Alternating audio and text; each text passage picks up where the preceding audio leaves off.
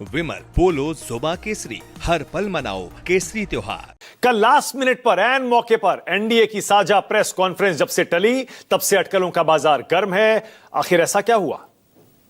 साझा बयान social media पर जारी करने के बाद प्रेस कॉन्फ्रेंस क्यों टल गई? आज उसकी कुछ और डिटेल्स बाहर आई हैं।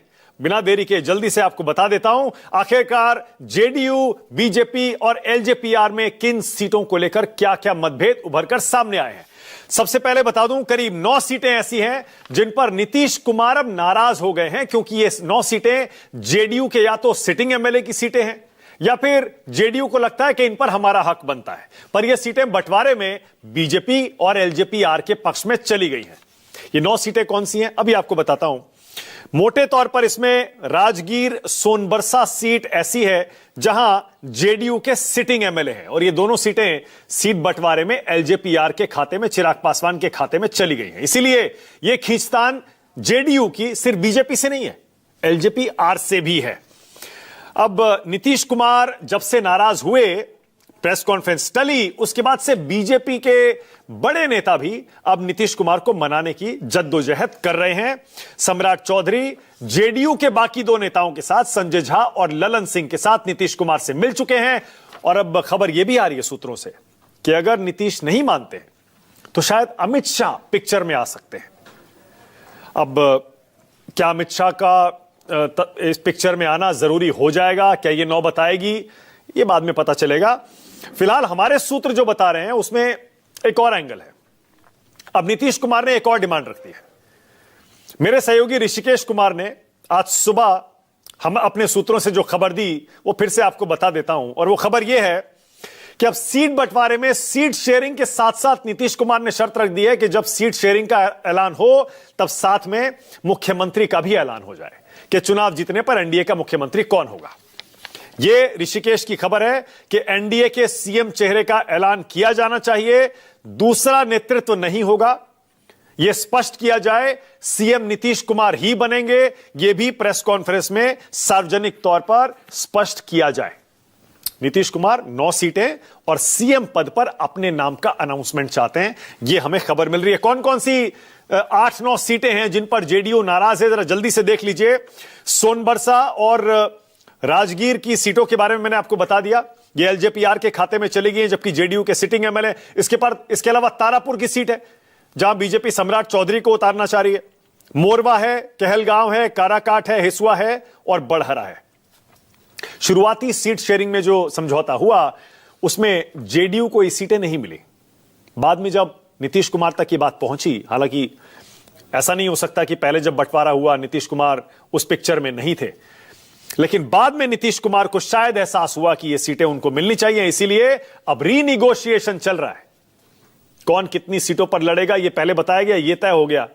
सीटें कौन सी किसको मिलेंगी ये तय नहीं हुआ, लेकिन हम तो ये भी सुन रहे हैं कि शायद अब जेडीयू बीजेपी से ज्यादा सीटें लड़ने पर अड़ी हुई है, चाहे एक ही हो या 2 हो। अब कैसे जेडीयू के अंदर भी प्रेशर बन रहा है यह भी जरा देख लीजिए। जेडीयू के सांसद हैं अजय मंडल, उन्होंने आज इस्तीफा भेज दिया अपना और सोशल मीडिया पर लिख दिया कि मुझे अनुमति दीजिए, मैं अपना इस्तीफा देना चाहता हूं क्योंकि चुनाव में टिकट बंटवारे में मेरी सलाह नहीं ली गई। 2019 में जिन सीटों पर मैंने उम्मीदवार बताए थे वो जीते। आज पार्टी के कुछ लोग मेरे ही लोकसभा में टिकट बांट रहे हैं, संगठन की अनदेखी कर रहे हैं। यह स्थिति दुखद है, मुझे आपसे मिलने तक नहीं दिया जा रहा, ना ही मेरी राय सुनी जा रही है। ये जेडीयू के सांसद है अजय मंडल, जिन्होंने अपना इस्तीफा देने की पेशकश की है। अब यह इस्तीफा दिया गया या दिलवाया गया, इस पर भी चर्चाएं चल रही हैं। उधर एक और जेडीयू के एमएलए हैं, वो तो आज मुख्यमंत्री आवास के बाहर जाकर धरने पर बैठ गए। इनका नाम है गोपाल मंडल। ये तस्वीरें जरा देख लीजिए। गोपाल मंडल मुख्यमंत्री के घर के बाहर जाकर, क्योंकि उन्हें खबर मिल रही थी कि शायद मेरी टिकट कट जाएगी, ये बैठ गए मुख्यमंत्री के घर के बाहर। बोले नहीं उठूंगा जब तक मुझे गारंटी नहीं मिलेगी कि मुझे टिकट मिलेगा। लेकिन वापस लौटते हैं, जो एनडीए में खींचतान चल रही है सीटों की उस पर। अब जीतन राम मांझी भी नीतीश कुमार के पक्ष में उतर गए। जीतन राम मांझी कह रहे हैं नीतीश जी का गुस्सा एकदम जायज है, अकेला चना भाड़ नहीं फोड़ सकता, इशारा चिराग पासवान की तरफ है। अब जीतन राम मांझी यह भी कहते हैं मैं गया में 2 सीटों पर अपने उम्मीदवार उतार दूंगा, बोधगया और मखदुमपुर। ये वो 2 सीटें हैं जो चिराग पासवान को मिली है, एलजेपीआर को मिली है। मांझी जी कह रहे हैं मैं इन 2 सीटों पर अपने उम्मीदवार उतार सकता हूं। नीतीश जी बिल्कुल ठीक है, उनका गुस्सा जायज है, यह अकेला चना बाहर नहीं फोड़ सकता। तो यानी चौथे सहयोगी भी इस खींचतान में अब उतर आए हैं। लेकिन इस बीच बीजेपी ने अपनी पहली लिस्ट आज जारी कर दी। वो लिस्ट बताऊं उससे पहले जरा मांझी जी को सुनिए क्या कह रहे हैं, सुनिए। उनका गुस्सा एकदम जायज है, मैं उनके गुस्सा से सहमत हूँ। जब डिसीजन हो गया है तब फिर जदयू के सीट पर कोई दूसरा क्यों उनसे मूल दे रहा है, और हम उनसे सहमत होते हुए हम भी जो बोध गया से पार्टिकुलर नेता का जो सीट मिला है वहाँ, और मखदुमपुर से जो सीट मिला है वहाँ भी हम अपना लोगों को सिंबल दे रहे हैं। तो देख रहे हैं आप कैसे 4 सहयोगी एनडीए के आपस में उलझे हुए हैं सीट बंटवारे को लेकर। अब बीजेपी ने इस बीच आज अपनी पहली लिस्ट जारी कर दी। 71 उम्मीदवारों के नामों का ऐलान कर दिया। पहली लिस्ट में डिप्टी सीएम सम्राट चौधरी का भी नाम है। वो तारापुर से चुनाव लड़ेंगे, लेकिन हालांकि तारापुर जैसे मैंने बताया वो जेडीयू भी चाहती है। विजय कुमार सिन्हा दूसरे डिप्टी सीएम, उनको लखीसराय से टिकट दिया गया है। कटिहार से तारकिशोर प्रसाद हैं। सिवान से मंगल पांडे चुनाव लड़ेंगे। 7 महिलाएं इस लिस्ट में शामिल हैं। लेकिन ऐसा नहीं है कि यह खींचतान सिर्फ एनडीए में चल रही है, महागठबंधन में भी खूब खींचतान चल रही है, जबरदस्त।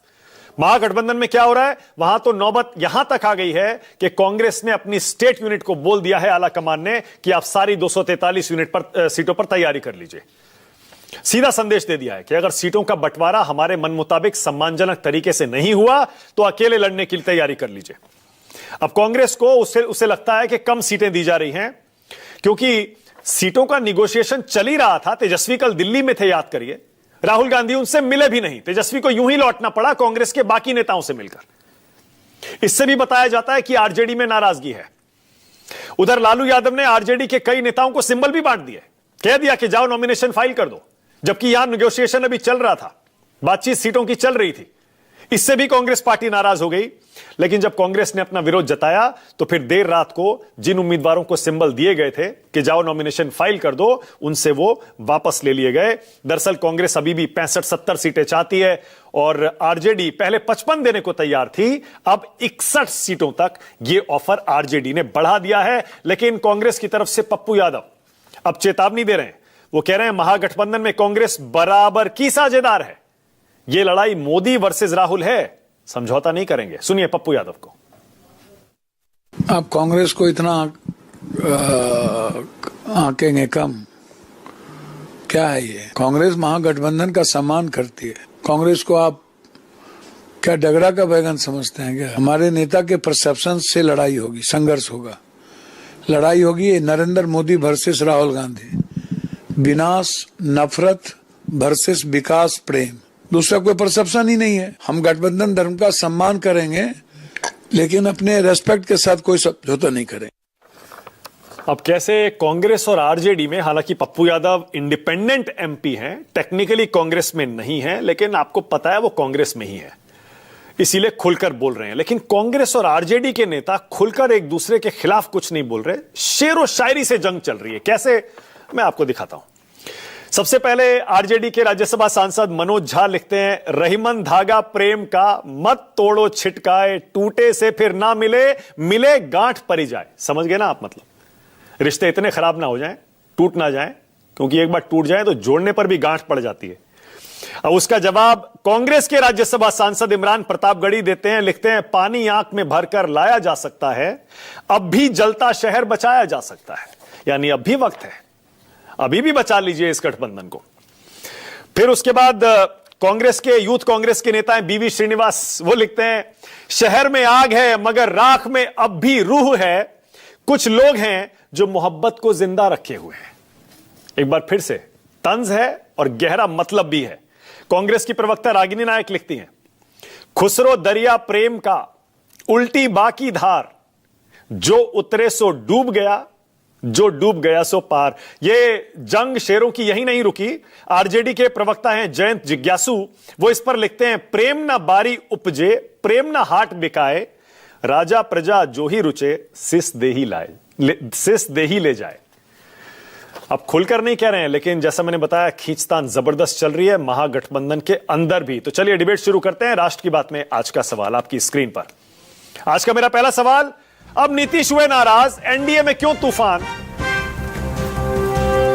और दूसरा, राहुल तेजस्वी में क्यों छिड़ी शेरों की जंग? क्या कांग्रेस अकेले लड़ने का रिस्क उठा भी सकती है या नहीं?